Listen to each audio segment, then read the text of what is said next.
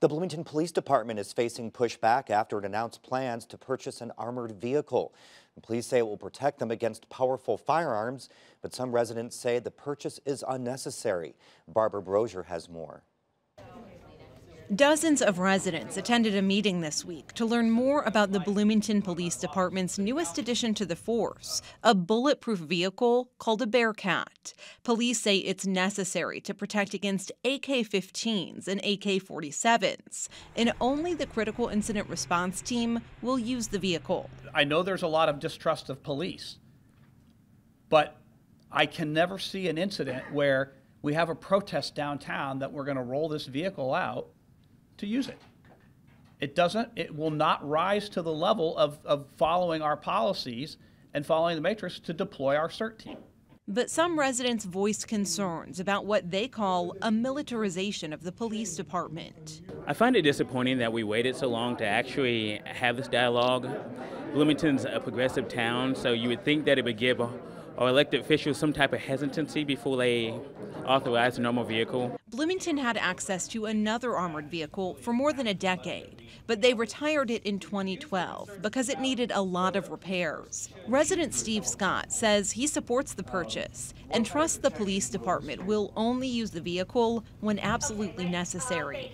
This is not an offensive vehicle. It's a defensive vehicle. It's going to keep them from getting shot at by the large number of guns that seem to be awash in this county. The department will pay about $250,000 for the Bearcat using money from the public safety local income tax. So that meeting with the police department, the city, and residents was Tuesday. Last night, Bloomington's mayor was scheduled to give his annual State of the City address, but protesters angry over the city's purchase of the armored police vehicle disrupted his address and ultimately shut it down. A local Black Lives Matter group disrupted the address as the mayor talked about an armored vehicle police will start using this summer. I will make decisions that I believe are in the best interest of our community. John, and I will make mistakes. I'm sorry. You know what? You knew you were going to come here tonight and put in the whole council. Now's the time to protect it.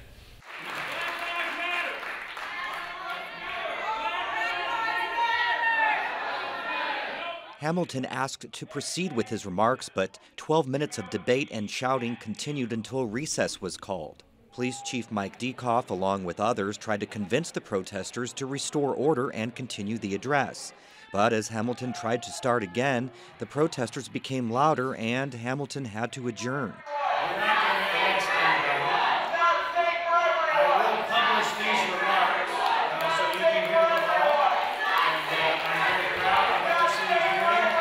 The protest was part of a Facebook event called Black Lives Matter Disrupts the State.